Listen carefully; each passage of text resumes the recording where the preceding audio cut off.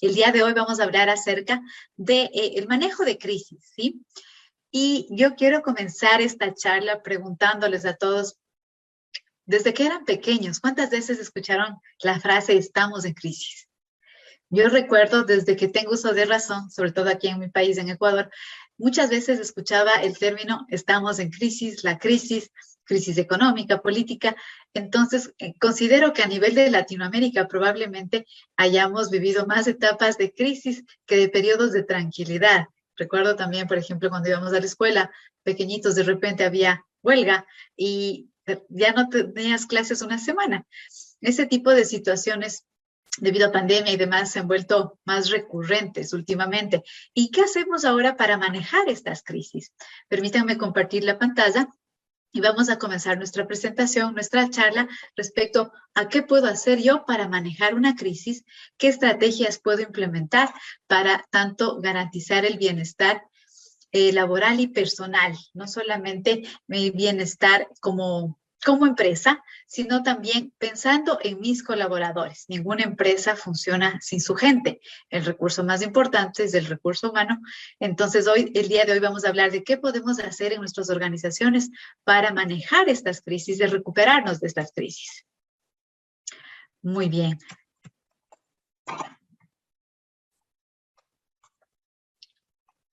Aquí está un poco de mi perfil profesional que voy a avanzar rápidamente, ya que Soledad les ha comentado también. Actualmente, aparte de mi gestión dentro de nuestra empresa familiar que se llama Educar, también manejo una empresa de consultoría que se llama Human Alliance. Y también esta es mi página web, me pueden encontrar en todas las redes sociales como Mafer Vergara. Ahora, como les mencionaba, ¿acaso vivimos en crisis permanente? Probablemente hemos sentido, sobre todo en los últimos 3 años, que la crisis continúa. ¿Y eso cómo afecta a nuestras organizaciones? ¿Y qué es una crisis? La crisis es este acontecimiento repentino, ¿no? Inesperado, que provoca un malestar muy grande entre las personas de nuestro lugar de trabajo. Esa es la crisis de la organización, en lo que nos vamos a enfocar hoy. ¿Y qué podemos hacer para manejar?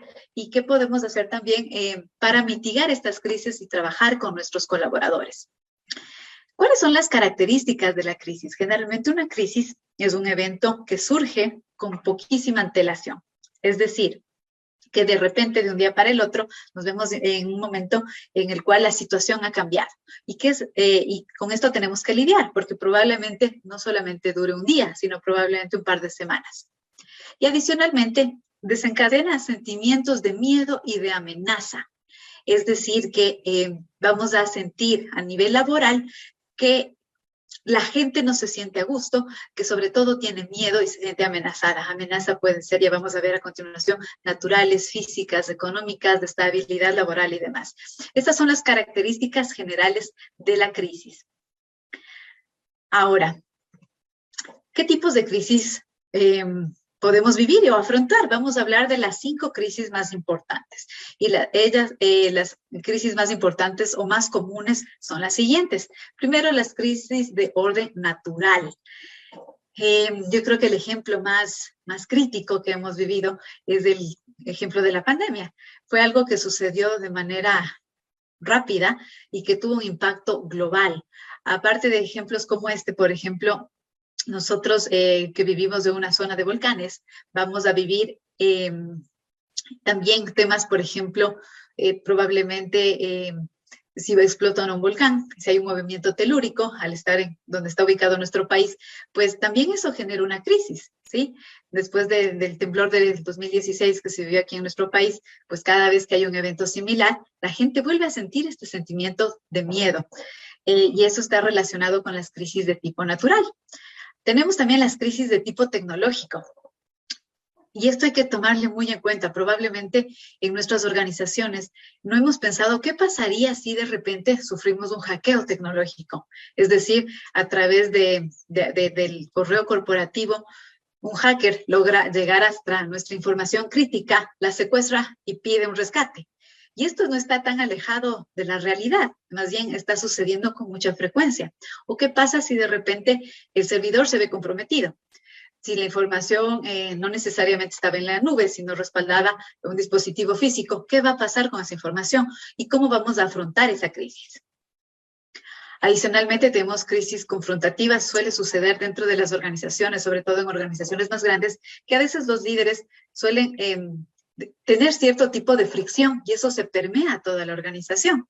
Y de repente tú ves que hay ciertas empresas donde se tiene miedo de hablar o de decir lo que se piensa porque puede ser usado en tu contra. Esa también es una crisis dentro de una organización porque no se puede trabajar al ritmo y las personas viven en ese miedo.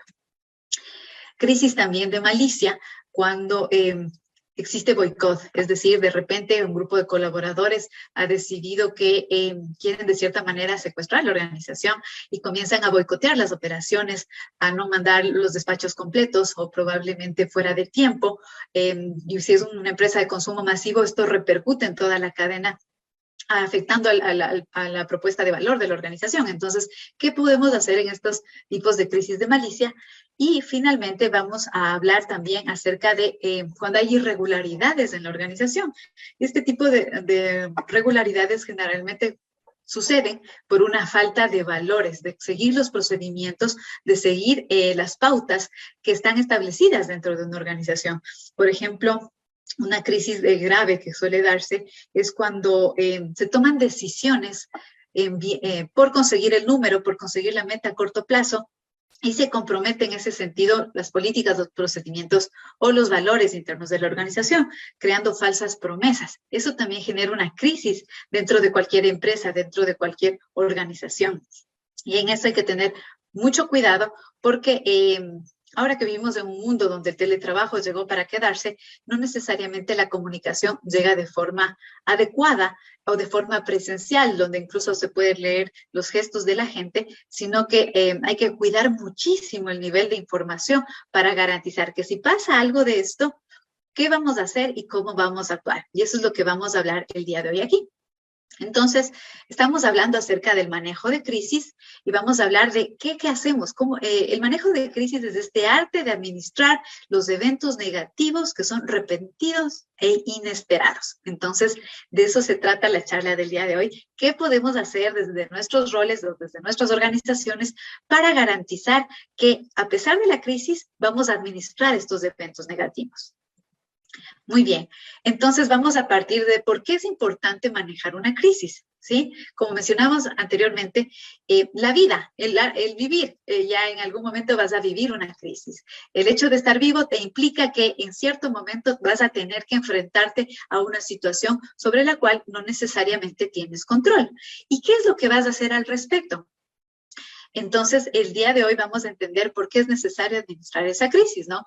El momento que podemos manejar correctamente una crisis, podemos enfrentarnos a acontecimientos inesperados con valor y con determinación. ¿Por qué? Porque como ya me preparé previamente, voy a saber cómo actuar. Es, por ejemplo, en los colegios. En los colegios es importante hacer, por ejemplo, todos los temas de evacuación, hacer estos ejercicios para que los chicos, en caso de que exista algún evento, estén preparados. Es el mismo ejercicio a nivel organizacional. ¿Qué hago si sucede esta situación en mi empresa? Entonces, yo les invito a pensar en este momento, a qué riesgos se ven expuestos como organizaciones, pensando desde primero los riesgos naturales. ¿Dónde está ubicada mi empresa?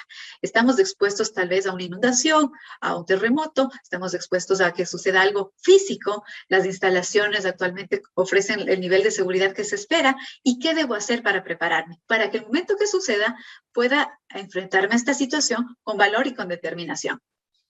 Adicionalmente, si estamos preparados, los colaboradores se adaptan bien a los cambios repentinos, es decir, ya saben cómo actuar y se adaptan fácilmente.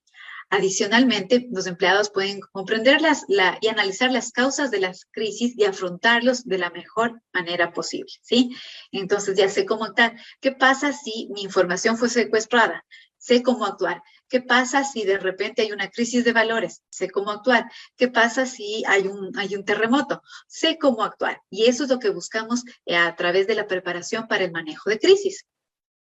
Adicionalmente, a nivel de directivos, ayuda a idear las estrategias necesarias para salir de la incertidumbre y también decidir qué podemos hacer a futuro.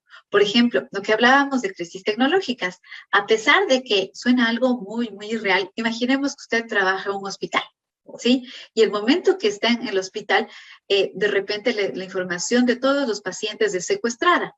¿Usted cómo sabe qué grado de medicina tiene que administrar o qué tipo de tratamiento necesita el paciente si no puede acceder a la información? Actualmente todo está en archivos digitales.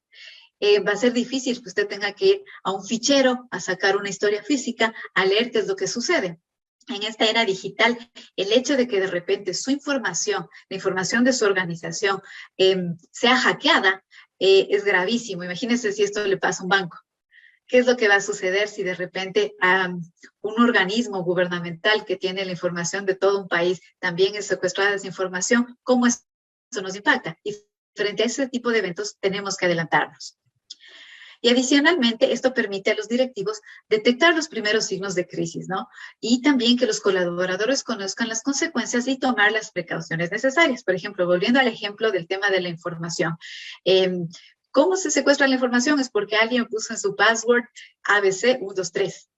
El momento que un hacker con un sistema de manejo de claves logra entrar a un correo corporativo, a través de ese correo corporativo puede generar un sistema de secuestro de información. Es por eso que se recomiendan mucho programas de hackeo ético, donde se contrata empresas especializadas en seguridad de la información que garantizan que la información de su organización no pueda ser vulnerada. Eso en cuanto a riesgos tecnológicos. Y de la misma manera podemos pensar en los 5 tipos de riesgo que hablamos anteriormente, los riesgos naturales, los riesgos confrontativos, riesgos de malicia dentro de la organización o riesgos de, por ejemplo, falta de valores, falta de ética. ¿Qué podemos hacer al respecto? Ahora, vamos a conversar de cuáles son los tipos de manejo de crisis y qué puedo hacer yo desde mi rol para administrar y manejar la crisis, ¿no? Hay 2 tipos básicos de manejo de crisis. La primera es el tipo de respuesta, es decir, ya sucedió y qué hago en ese momento, ¿sí? Lo que nos pasó en pandemia. El momento que llegamos a la crisis de las pandemias fue en ese momento que de un día para el otro nos dijeron, en nuestro caso, a partir del 16 de marzo, todos en sus casas, y en ese momento tuvimos que levantar todos los protocolos, teletrabajo, cómo nos vamos a comunicar. Es decir, fue una crisis de respuesta. Y también el otro tipo de manejo son las crisis o el manejo de crisis proactivo, es decir, me adelanto a qué es lo que puede pasar, ¿sí? Y esos son sobre los que podemos trabajar. En el plan de gestión de crisis de respuesta se pone en práctica una vez que sucedió el evento, ¿sí? Y sabemos que este evento no se va a mitigar rápidamente, no en un día, no en 2, sino que probablemente dure meses. En nuestro caso, las secuencias de la pandemia siguen durando años. Entonces, ese es el tipo de respuesta sobre la marcha, sobre aquello que podemos gestionar en ese momento. Pero el manejo de crisis proactiva es al cual nos vamos a preparar. Es imaginar qué podría pasar si. Y en ese sobre el cual vamos a trabajar el día de hoy. ¿Qué podría pasar si me veo expuesto a un riesgo de seguridad, me veo expuesto a un riesgo de seguridad no solamente tecnológico, sino también físico? Es como cuando uno está en la casa y dice, a ver, en esta casa, ¿qué puedo hacer para que mi casa sea más segura? El mismo ejercicio aplicamos para nuestra organización. Perfecto. Bajo este concepto les pregunto, ¿no? Así como hacemos este tipo de ejercicios para la organización, es importante hacerlos a nivel personal. El manejo de crisis no solamente es para las empresas, sino básicamente es para mi primer medio ambiente, para mi familia, para quienes conformamos mi primer núcleo. Entonces también es bueno pensar a qué tipos de crisis nos podremos ver expuestos. Crisis financieras, hemos visto que en los últimos 3 años mucha gente salió de sus organizaciones. Entonces, ¿qué podemos hacer al respecto para administrar estas crisis?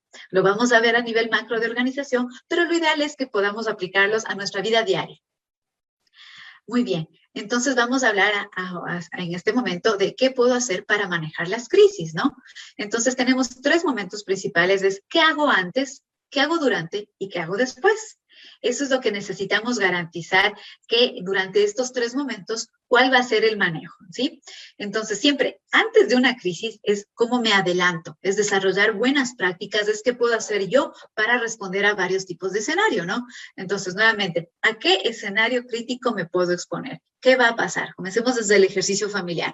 ¿A qué tipo de riesgos como familia nos podemos ver expuestos? Financieros, de salud, físicos, ¿qué puede pasar en un primer núcleo? Y luego pensemos a nivel de organización. A ver, en mi empresa, ¿qué tipos de riesgo me puedo ver enfrentado? ¿Sí? Entonces, identifico el riesgo y comienzo a planificar qué hacer para minimizar. Luego establezco los controles y voy monitoreando el riesgo. Por ejemplo, a nivel familiar. Generalmente el riesgo que nos hemos visto expuestos los últimos años son riesgos financieros, porque la pandemia sí movió muchos temas de seguridad laboral o de mi negocio propio. Entonces, ¿qué puedo establecer? Por ejemplo, ¿no? La pandemia, el tema del COVID nos enseñó que tenemos que tener siempre un fondo de emergencia. Entonces, ¿cuál es el mínimo indispensable que necesito para que esta familia funcione adecuadamente? ¿Sí? ¿Cuál es el mínimo indispensable y cuánto debería tener ahorrado? ¿Cuál es ese monto que debería tener ahorrado tal vez por 3, por 6 meses? Eso ya de esa manera voy identificando el riesgo y voy minimizando. Así desarrollo mi plan de respuesta. Y aquí importante es quiénes pueden ser los líderes de manejo de crisis, ¿sí? Entonces, y para identificar esos líderes, es un ejercicio rápido. Yo quiero que piense en su familia. Sí, vamos a pensar una crisis simple por la que podemos pasar. Usted va manejando y de repente se le desinfla la llanta. ¿Sí? Se le desinfla la llanta de su vehículo y usted necesita a alguien que le ayude a cambiar, porque lamentablemente algo pasó con su gata, con su llanta de repuesto y no puede hacerlo usted. Entonces, quiero que piense en esa persona a quien usted llamaría para que le ayude en esta crisis pequeñita, ¿no? ¿Quién es esa persona que demuestra esta orientación al servicio, estas ganas de ayudar o que sabe que puede contar con esa persona? ¿Sí? Para hacer un ejercicio aplicado en nuestra vida personal. Por ejemplo, si a mí me sucedería, a la primera persona que yo llamaría es a mi papá, porque yo sé que independientemente de donde yo esté, sé que mi papá me va a ayudar sin preguntar, que probablemente si les llamo a mi esposo, y aquí yo sé que probablemente mi esposo me está viendo y tal vez se ría al respecto, pero si yo les llamo a él, él me va a decir, pero ¿por qué no tenías la llanta o por qué no tenías la gata? ¿Y dónde estarás? Y probablemente él antes me va a decir todas las cosas que por qué falló antes de venir a ayudarme. Mientras que mi papá va a decir, hija, te voy a ver donde tú estés, ya llego. Entonces, en las crisis es importante identificar esa persona que le va a ayudar a resolver la crisis. ¿Sí? A nivel organizacional, también nosotros tenemos que identificar esos líderes, pueden ser formales o informales, pero que van a dar soluciones, que van a venir a apoyar. No necesariamente decir, no, eso no se puede, o en esta empresa no se hace así, o de acuerdo a la política X y Z, eso no va a funcionar. No, necesitamos las personas que nos ayuden a resolver las crisis, ¿sí? Ahora, durante la crisis, ¿qué es lo que vamos a hacer? Ejecutar el plan de crisis, ¿no? Se convoca un comité, que ya vamos a ver más adelante cómo funciona. Se convoca el comité de crisis y el líder de manejo de crisis comienza a ser el quien comunique qué es lo que está sucediendo. Y comunicar primero a quién, a los colaboradores, ¿sí? Igual en sus familias. ¿A quién comunica usted primero? A sus familiares directos. En las empresas, ¿a quién comunica primero? A sus colaboradores. ¿Qué es lo que está sucediendo? Independientemente que sea una crisis gravísima, los primeros que tienen que saber qué pasa es la gente de la empresa y después se construyen los mensajes para el resto de stakeholders, sin olvidarse, en caso de que sea una crisis muy grave, ¿qué le vamos a decir a los medios? Eso es muy importante tener en cuenta y lo vamos a ver a continuación. Y luego de la crisis, ¿qué vamos a hacer para el futuro? ¿Sí? Después de que pasó la crisis, y yo creo que muchas empresas lo hicieron, después de que ya retornamos presencialmente a nuestros lugares de trabajo, es identificar qué es aquello que funcionó bien durante el periodo de teletrabajo en pandemia, qué es aquello que no funcionó, qué es aquello que tenemos que ajustar. Entonces, de esa manera nos permite prepararnos para una nueva situación. Por ejemplo, en la organización que actualmente estoy trabajando, pudimos reaccionar rapidísimo para el tema de la pandemia. Pudimos reaccionar prácticamente enseguida para seguir funcionando normalmente. Y esto nos permitió que las 2 últimas semanas que tuvimos una crisis aquí en el país, la crisis del paro, podamos también trabajar rápido. Pudimos hacer el cambio de presencial a virtual nuevamente de manera rápida. ¿Por qué? Porque después de nuestro aprendizaje previo, pudimos ajustar ciertas estrategias adicionales y nuestra gente estaba lista y preparada para volver a lo que sería la virtualidad. Eso nos sirvió para mantener la continuidad del negocio, que al final lo que uno quiere es, a pesar de la crisis, que las cosas sigan funcionando. Nuevamente, a pesar de la crisis, quiero que mi familia esté estable, a pesar de la crisis, quiero que mis colaboradores y mi empresa sepan que vamos a seguir funcionando, que eso es lo que se busca a través del manejo de crisis. Ahora, sobre el plan de manejo de crisis, ¿sí? Lo que queremos aquí garantizar es que, afortunadamente, un plan de gestión de crisis no se utilizará. Pero si se produce una crisis, es fundamental estar preparado, Y aquí hay una máxima que utilizan sobre todo, por ejemplo, los bomberos.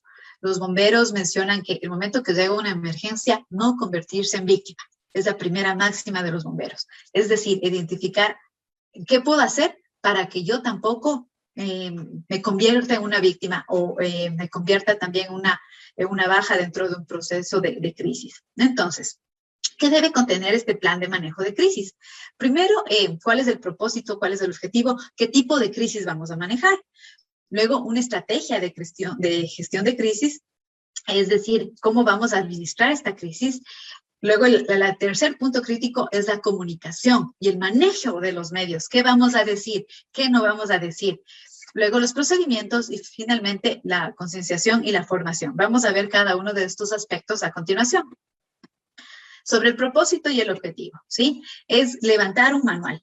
Es levantar un manual, un procedimiento que diga cómo vamos a trabajar, cómo van a ser las políticas, cómo va a funcionar la organización, cuál es el alcance, cuál es el objetivo de este plan, ¿sí? Este plan de manejo de riesgos es para riesgos naturales. ¿Qué vamos a hacer en caso de erupción? ¿Qué vamos a hacer en caso de terremoto? ¿Qué vamos a hacer en caso de inundación? ¿Qué vamos a hacer en caso de que robo, hurto? ¿Qué vamos a hacer en caso de abuso de sustancias? Todo eso se especifica en el propósito del plan. Luego tenemos que ver qué normativa se asocia a este plan, ¿sí? Si hay un tema de OSHAs, si hay un tema de buenas prácticas, a veces hay por ejemplo, en las empresas productivas, si hay un tema de BPMs, todo eso hay que identificar qué normativa habría que tener en cuenta en caso de que suceda esta crisis. Luego hay que saber quiénes tienen acceso al plan de manera física, de manera digital. Y cada cuánto se va a revisar el plan, porque no es lo mismo revisar un plan de gestión de crisis financiera hace 20 años que en la actualidad, ¿sí? Y luego, ¿quién va a aprobar y autorizar? Después de que tenemos identificado el objetivo, lo que vamos a ver son las estrategias de gestión de crisis, que es la parte clave aquí, es cómo vamos a manejar esta crisis. Aquí vamos a identificar, por ejemplo, sí, en caso de crisis, quién se reubica, quién trabaja desde casa, quién está en cuarentena. Por ejemplo, las empresas de tecnología, las empresas de tecnología no pueden parar nunca, independientemente de la situación que suceda, necesitan garantizar que el negocio siga funcionando. Imagínese que usted se queda de repente sin internet. Eso es imposible en esta época actual. Entonces, por ejemplo, a pesar de que suceda lo que suceda, siempre deberá haber alguien en la oficina monitoreando que funcione la organización. Hay empresas que no pueden cerrar y hay que identificar con qué personas van a quedarse garantizando la continuidad del negocio. Luego hay que ver, por ejemplo, los recursos alternativos, las fuentes de suministro que vamos a necesitar para seguir operando. Ver cuáles son las funciones y responsabilidades del Comité de Manejo de Crisis durante el evento, quién va a liderar, cuáles son las líneas de autoridad, quién toma las decisiones, quién va a estar al mando, quién va a definir si esta persona no va a estar disponible, quién es el siguiente en la cadena de mando. Eso es muy importante también garantizar que esto funcione adecuadamente. Y luego, ¿quiénes serían las personas de respaldo? Finalmente, ¿cuáles son los criterios para responder a eventos específicos? Por ejemplo, criterio de riesgo. ¿Es de alto riesgo, de bajo riesgo? ¿Cómo vamos a responder? Tiempos de respuesta, cada cuánto vamos a hablar con la gente. Todo eso se identifica en esta estrategia de gestión de crisis. Para seguir avanzando, el momento que hablamos acerca de las comunicaciones y manejo de medios, esto es crítico. Aquí hay que hacer mucho énfasis en qué vamos a hacer, qué vamos a comunicar, con quién nos vamos a comunicar y en caso que se involucren los medios de comunicación, ahora que todo es a través de redes sociales, ¿cuál va a ser nuestro speech? ¿Cuál va a ser nuestro discurso? ¿Sí? Entonces, primer punto, definir con quién se debe contactar durante la crisis. Es decir, con mis colaboradores, cada cuánto les voy a informar.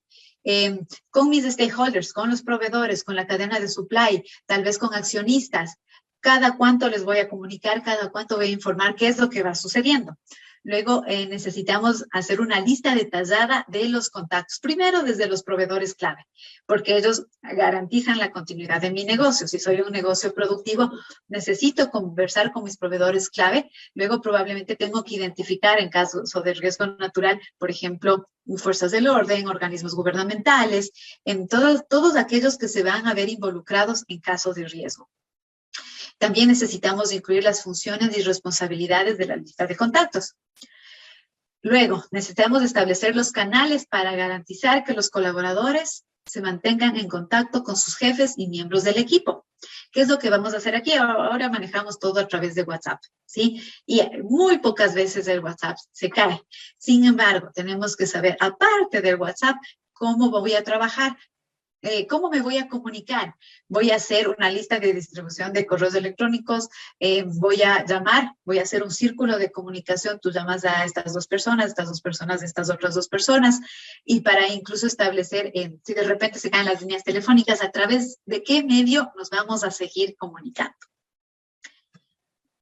Luego vamos a establecer las directrices para la gestión de los medios de comunicación durante y después del evento, ¿sí? Es importante pensar, si mi organización es una organización de más de 500 colaboradores, una organización grande, y en algún momento hay una crisis, por ejemplo, un asalto, a un evento dentro de alguno de nuestros establecimientos y sucede algo complicado, ¿qué es lo que vamos a decir? ¿Qué vamos a comunicar? ¿Con qué medios nos vamos a comunicar? Lo peor que puede pasar es no decir nada, porque los espacios vacíos se llenan. Si usted no comunica, alguien lo va a hacer por usted y necesita garantizar que el mensaje salga desde su organización, no desde un tercero o de alguien que firmó con un celular.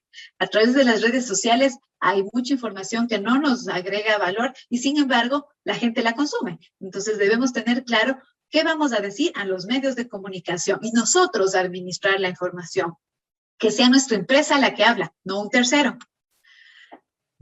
Aquí también tenemos que identificar quiénes van a hablar por la organización, quiénes van a ser los voceros. No necesariamente en todas las empresas hay un departamento de relaciones públicas. Sin embargo, siempre en todas las organizaciones hay alguien que es hábil para comunicar. Entonces, saber esta persona qué va a decir, cuándo lo va a decir, cómo tratar con los medios del lugar de encuentro y también formar a estas personas y qué pueden decir y qué no. Por ejemplo, hay temas que solamente un vocero específico de la organización puede manejar, no todos los personeros. ¿Por qué? Porque no necesariamente habla uno, habla otro, habla un tercero, un cuarto, no todos van a tener el mensaje consolidado y es mejor tener uno, máximo dos voceros que sean quienes administren la información. ¿Sí? Va a pasar, en organizaciones muy grandes sucede que en caso de que pase algo complicado, quieren hablar con cualquier persona y pueden hablar desde el auxiliar de bodega hasta buscar al gerente financiero. Sin embargo, a pesar de eso, instruir a nuestra gente de que el único autorizado para hablar es Juan Pérez. Y de esa manera garantizar que esa persona sea el único vocero autorizado para dar la información adecuada y prepararle a esta persona. Y también aquí, punto crítico, gestión de redes sociales por parte de los empleados, ¿sí? Como les mencionaba anteriormente, en este mundo de la información, todos quieren ser periodistas, todos filman, todos suben la información, se sube el video y probablemente nos enteramos a través de Twitter, del Facebook, del Instagram, más rápido que a través de las noticias. Entonces, ¿qué vamos a hacer con nuestros colaboradores respecto a subir o no o dar sus opiniones personales en un caso de crisis? Aquí viene también la administración de la información por parte de la empresa, mencionar a los colaboradores qué se puede decir, qué no se puede decir y siempre hablar en un lenguaje positivo. Es decir, sucedió una crisis en la organización, por favor, el único vocero que va a dar respuestas es Juan Pérez y a través de redes sociales evite comentarios acerca de la situación. ¿Por qué? Porque basta que usted diga que trabajó en la empresa X y usted emitió un comentario, probablemente la prensa la tomará como versión oficial. Y no queremos que eso suceda. De esa manera se administra y se maneja de la manera adecuada la información durante una crisis.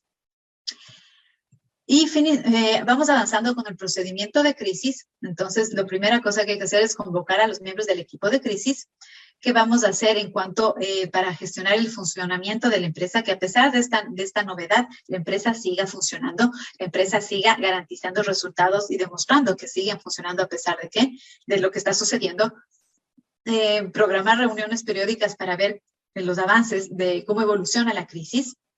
Comunicar continuamente el estado de la crisis, primero a los colaboradores, a la dirección, a las partes interesadas y a los medios de comunicación según proceda.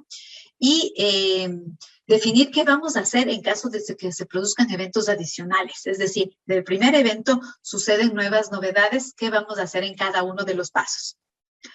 Luego, preparar un informe que describa qué es lo que ha funcionado, lo que no funcionó y las lecciones aprendidas. Esta es la parte más importante. ¿Qué aprendí de este evento? Yo les pregunto a todos los que nos están viendo, los que nos están escuchando, ¿qué aprendí después de esta pandemia? ¿Cuáles han sido mis 3 mayores aprendizajes? ¿Cuáles son las cosas que mejor funcionaron y cuáles son aquellas cosas que no vamos a volver a hacer?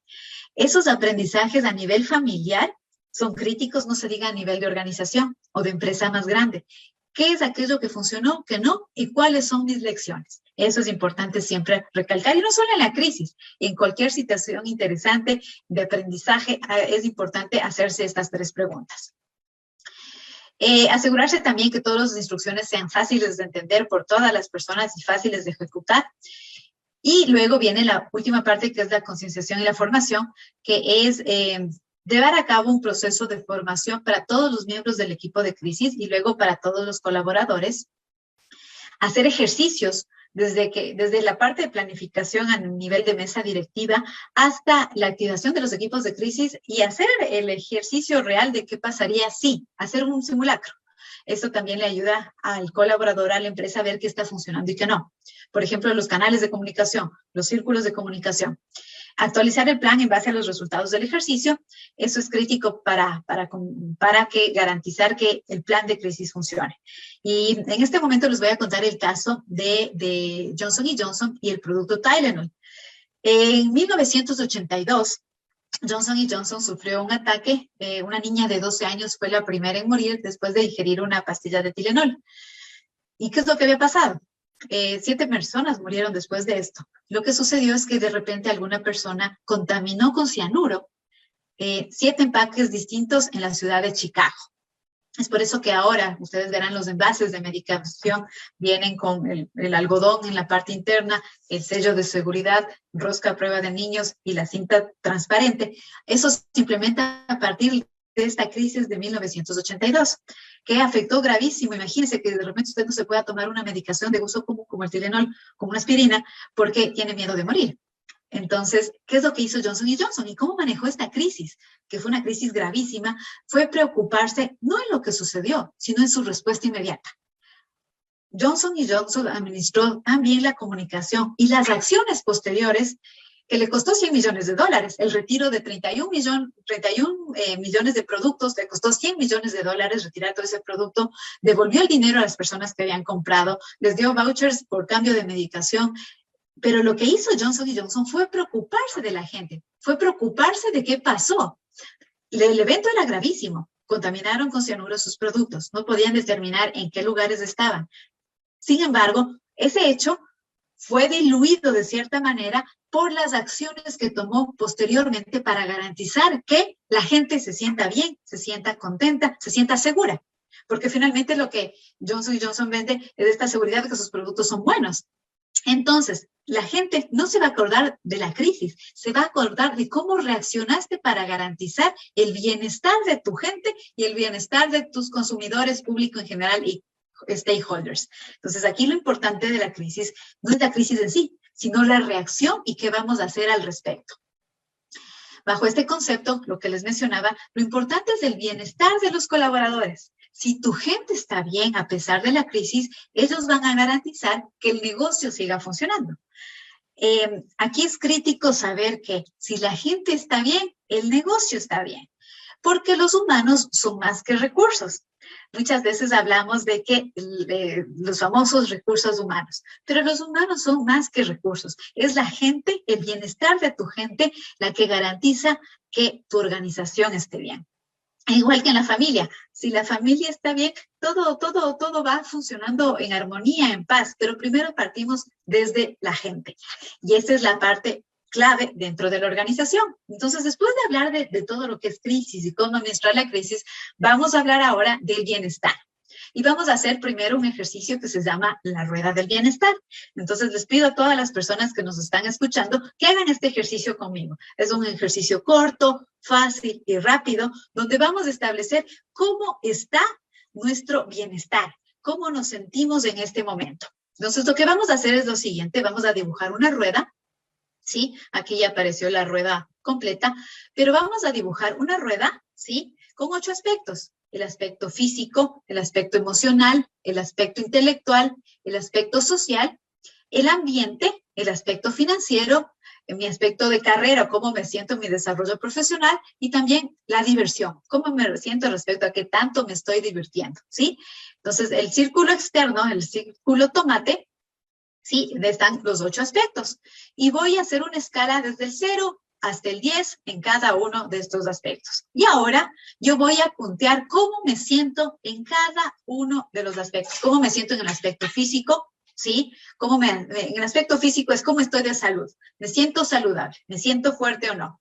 En el aspecto emocional, ¿cómo están mis emociones? ¿Cómo me siento emocionalmente? ¿Estoy sensible? ¿Estoy reaccionando me enojo fácilmente? ¿Cómo me siento? En el aspecto intelectual, ¿siento que estoy aprendiendo? ¿Siento que estoy creciendo? En el aspecto social, ¿cómo están mis relaciones? ¿Cada cuánto veo a mis amigos? He creado nuevas amistades. ¿Cómo me está yendo con la gente? Eso es importante también. En el aspecto ambiente, ¿cómo me siento? ¿Me siento seguro en mi medio ambiente? ¿Estoy en un lugar en el que me siento bien? En el aspecto financiero, vamos a hablar acerca, por ejemplo, de mis finanzas, cómo me siento financieramente. En el aspecto carrera, siento que me estoy desarrollando. Puede que esté años en mi misma posición, pero siento que estoy aprendiendo, aportando. Y finalmente, cuánto me estoy divirtiendo. Entonces, cada uno de la rueda azul ya es la evaluación personal. Cada uno va a poner su propio puntaje y va a identificar cómo está su propia rueda del bienestar. La rueda, la vida, es como esta rueda que permite que mientras mejor esté el círculo, más fácil me voy moviendo en la vida. Mi bienestar va mejor. Si me tengo un círculo lo más redondo posible, siento que mi vida fluye, va avanzando. Pero si, por ejemplo, siento que en el aspecto físico no estoy tan bien, o en el aspecto de diversión no me estoy divirtiendo lo suficiente, obviamente hay un aspecto de mi vida que no va fluyendo. Entonces, este ejercicio hemos evaluado 8 aspectos. Generalmente se pueden evaluar, este ejercicio comienza desde 4 hasta 14 aspectos, lo hemos hecho en 8. Nos permite identificar cómo está nuestra vida personal, cómo me siento yo como persona. Y este ejercicio de la rueda del bienestar también lo podemos trasladar hacia la parte de nuestros colaboradores, podemos trasladarlo ya hacia la realidad de nuestras empresas. Muy bien, cada uno de ustedes espero que haya hecho el ejercicio, que vean cómo está su rueda del bienestar y que lo más importante, ¿qué estamos haciendo al respecto para garantizar nuestro bienestar personal? ¿Sí? Es como cuando uno va en el avión y le dice, en caso de despresurización, póngase usted primero la mascarilla de oxígeno. Lo mismo pasa en la vida personal. Usted no puede ser un excelente padre si primero no se siente bien. No puede ser un excelente gerente, un excelente coordinador, un excelente director si primero usted como persona no está bien. Entonces, es importante hacer este ejercicio para ver cómo estoy yo y qué puedo hacer para mejorar estos aspectos de mi vida personal, ¿sí? Por ejemplo, en el tema físico, necesito hacer más ejercicio, necesito mejorar mi dieta, ¿qué puedo hacer para dormir mejor? Diversión, necesito reírme más. O sea, y la diversión se complementa con mi aspecto social. Ver más a mis amigos, reírme más, salir a otros lugares, conocer nueva gente, todo eso se va complementando. Si me va bien en mi carrera, probablemente siento que estoy bien en mi aspecto financiero. Entonces, así, de la misma manera que hicimos el ejercicio de la rueda de bienestar, vamos a ver qué podemos hacer ahora a nivel laboral, el bienestar laboral. Y vamos a hablar. Hablamos de 8 aspectos en el plano personal, vamos a hablar ahora de 5 aspectos en el bienestar laboral, ¿sí? Y el primer aspecto es el aspecto físico. Dentro de las organizaciones, la primera cosa que tenemos que validar es que el ambiente físico de nuestra gente sea el adecuado. Y vamos desde cosas tan básicas a goteras, iluminación, frío, calor, que esté pintado, que esté organizado, que se note un ambiente físico adecuado para trabajar. Yo recuerdo alguna ocasión en que entré a trabajar en una empresa a un cargo increíble, pero el momento que llegué yo no tenía oficina. Y me dijeron, sí, no te preocupes, al final de la semana ya vamos a tener un espacio para ti. Imagínense cómo yo me sentí, a pesar de que me habían contratado para la super empresa con el gran cargo. lo que sucede es que el momento que yo llegué a la empresa no había un espacio físico. Yo no me sentía parte de, y lamentablemente en esa organización no logré sentirme parte de mientras estuve ahí, porque desde el primer día no tuve un espacio. Vamos luego con el aspecto financiero. En cuanto al aspecto financiero, en cuanto al bienestar laboral, nosotros tenemos que garantizar dos cosas con nuestra gente. La equidad interna, es decir, que si hay varias personas en el nivel de coordinación, no haya esta disparidad en que uno de repente gana hasta 3 veces más que el mismo cargo de coordinador, es decir, equidad interna, garantizar que si todos tienen el cargo de auxiliar, pues estén en el mismo rango salarial, y competitividad externa, es decir, que este cargo de coordinador versus un coordinador o una empresa similar esté más o menos en el mismo valor, ¿sí? En todo caso, eso es lo que tenemos que garantizar financieramente. Equidad interna, es decir, que los mismos ocupantes del cargo estén básicamente dentro de la misma escala salarial, y competitividad externa, es que versus el mercado, mi gente se sienta bien remunerada. Eso es clave para garantizar el bienestar laboral financieramente. Aparte, suele suceder en las organizaciones que hay gente que necesita soporte financiero porque lamentablemente no pudo administrar bien sus finanzas personales. Entonces, generalmente pide un préstamo, un anticipo. Nosotros como organización lo que podemos hacer es trabajar, por ejemplo, con las universidades. Ellos ofrecen mucha asesoría gratuita, no nos puede costar mucho, de algún profesor de finanzas que dicte una charla de manejo de finanzas personales para nuestros colaboradores. Eso tiene cero costo y alto impacto para nuestra gente para garantizar ese bienestar laboral en el aspecto financiero. Sobre carrera y desarrollo es ver qué puedo hacer con mi gente para que sientan que van creciendo dentro de la organización. Puede ser que no necesariamente las personas tengan espacio para crecer, porque no vamos a tener espacios de jefaturas para todos, peor gerencias, presidencias, no se puede. Sin embargo, sí pueden sentir que van creciendo, que van asumiendo nuevas responsabilidades o que tienen un plan de desarrollo, van aprendiendo nuevas habilidades. Y eso sí se puede hacer en la organización. Se puede hacer un tema de como pasantías. Vas a aprender, aparte de tus funciones actualmente en el departamento contable, también vas a comenzar a ver también temas financieros. Vas a ir aprendiendo dentro del mismo departamento, dentro de la misma área. O, por ejemplo, en el departamento de marketing te vamos a asignar una cuenta más grande. O en el departamento de talento humano, no solamente te vas a encargar de nómina, sino también quiero que vayas aprendiendo de selección. De esa manera complementamos el perfil de nuestra gente. Vamos viendo cómo se va desarrollando su carrera. Van percibiendo mejor desarrollo. En el aspecto social, dentro de las organizaciones pasamos más tiempo a veces que con nuestra propia familia, y tenemos que garantizar que estos espacios sean lo suficientemente buenos, no tóxicos, con donde yo pueda sentirme a gusto con la gente con la que trabajo. ¿Cómo se logra esto? Es importante desde el reclutamiento, ¿no? Tener identificado qué tipo de perfil pertenece a esta organización, el tema de estabilidad emocional, su madurez emocional sobre todo, porque siempre va a haber conflictos. Si pasas tanto tiempo en la oficina, en algún momento va a haber un conflicto, pero necesitamos que a pesar de que haya conflicto, ¿cómo se va a resolver? Y así garantizamos un buen ambiente social. Adicionalmente, si nuestras empresas contamos con mucha gente joven, tienen otros intereses, entonces se puede ofrecer beneficios, hacer, por ejemplo, temas de voluntariado, hacer clubs, por ejemplo, invitar un sábado al mes. La empresa pone el transporte, pero todos nos vamos a conocer, no sé, la reserva natural más cercana a nuestra organización. De esa manera podemos trabajar en el tema de aspecto social. ¿O qué causa social podemos apoyar como organización, como empresa? Podemos apoyar a un refugio de animales. ¿Qué podemos hacer para como empresa sentir que también podemos aportar? Por ejemplo, temas siempre decimos, festejamos los cumpleaños. Ese tipo de prácticas que se perdieron en pandemia, ese tipo de contacto social, es importante mantener. En la pandemia era muy difícil que a través del Zoom la gente hable de la vida, que es más. O sea, cuando estamos presencialmente, la gente dice, te has cortado el cabello, qué bien que te queda esto, y se genera una conversación que no es empresa, sino es relación social, y eso hay que mantener.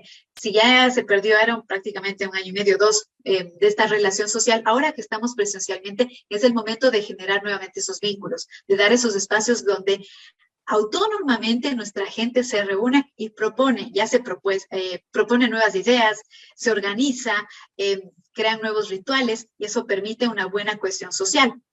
Y finalmente hablamos del ambiente y no del tema físico, sino estamos hablando acerca de qué hacemos para todo lo que tiene que ver con cultura y ambiente. Es decir, todas esas buenas prácticas para garantizar que la gente se sienta bien, se comunique bien, cómo garantizamos que se sienta a gusto dentro de nuestra organización. Entonces, estos son los 5 aspectos con los cuales como empresa sí podemos trabajar. No tienen alto costo, pero sí alto impacto para que la gente se sienta a gusto. No necesariamente tengo que contratar el taller de trabajo en equipo y todos nos vamos a hacer rafting en un río. No necesariamente. Pero sí son cosas que en el día a día puedo hacer para garantizar el bienestar de nuestra gente.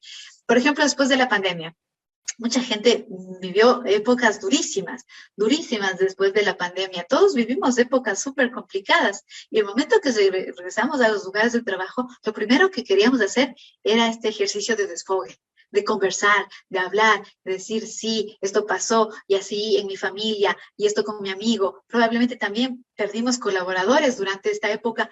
El primer aspecto, antes de volver al trabajo y las normas de bioseguridad, y que no se contagie, y la prueba rápida, es permitir que la gente hable, permitir que la gente hable y se desfogue. Y eso no cuesta nada y tiene un alto impacto para nuestros colaboradores. Tener estos espacios seguros donde conversar y hablar. Ahora, si finalmente alguien necesita otro tipo de soporte, ¿qué puede pasar? Un soporte de apoyo emocional para cuidar su salud mental.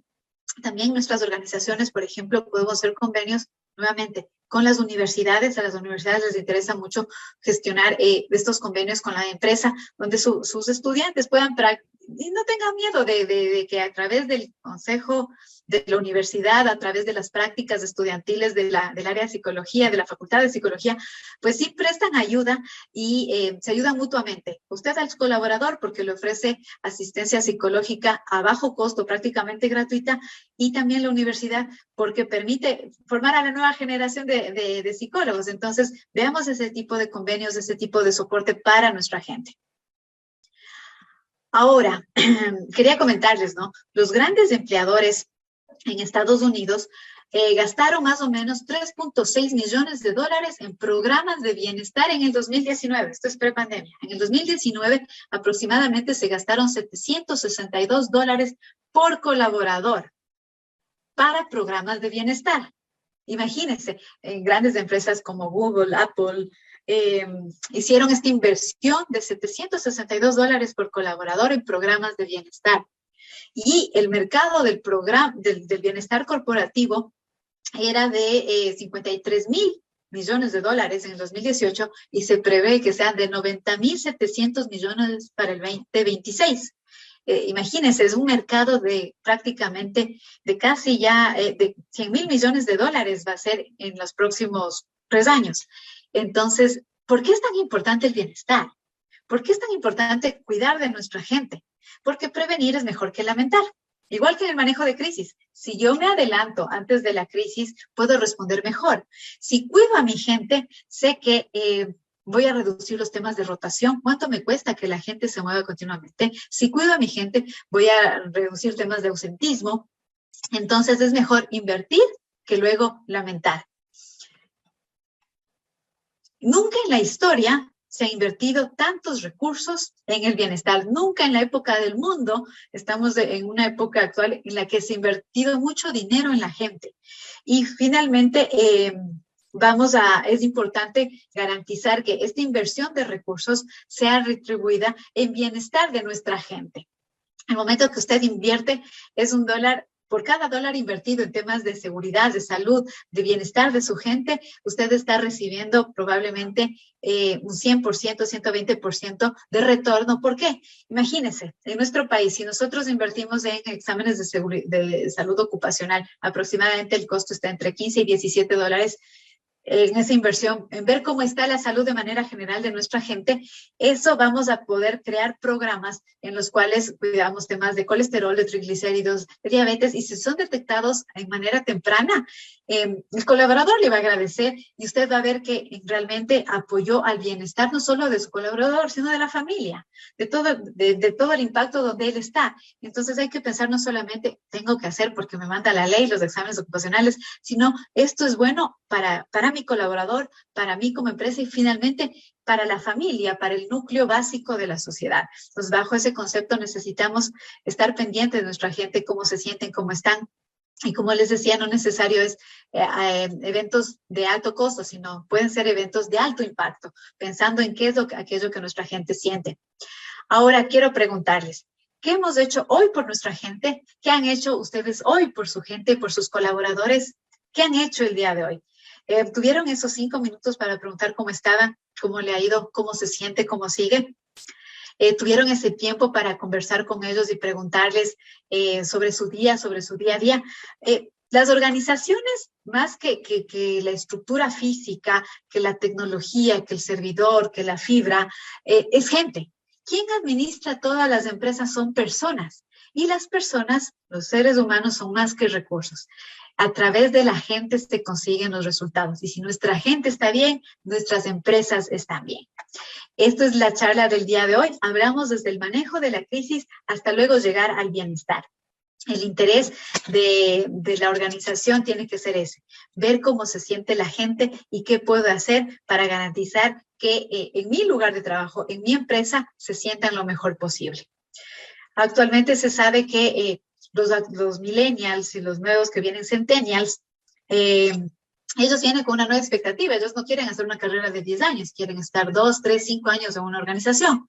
Pero lo importante es que a pesar de que durante su vida laboral pasen por 7, 10 empresas, siempre se acuerden de la vez que trabajó con usted, de la vez que usted se preocupó por esta persona desde el lado humano más que desde el lado organizacional, empresa o cargo. Al final los cargos van y vienen, lo que queda es la persona. Y cuando la persona llega a nuestra empresa, tiene que salir mejor de cuando llegó. Si pasó con nosotros 3 años y llegó como pasante, lo ideal es que ya salga un cargo de auxiliar, de asistente o una coordinación. Que cuando llegó a nuestra empresa, probablemente recién graduado y luego se va, probablemente ya pueda tener un carro o siguió una maestría o creció como persona. Ese que sea nuestro rol. Que la gente que llega a nuestras empresas, a nuestras organizaciones, salga aún mejor gracias al trabajo, gracias a la trayectoria que estuvo con nosotros.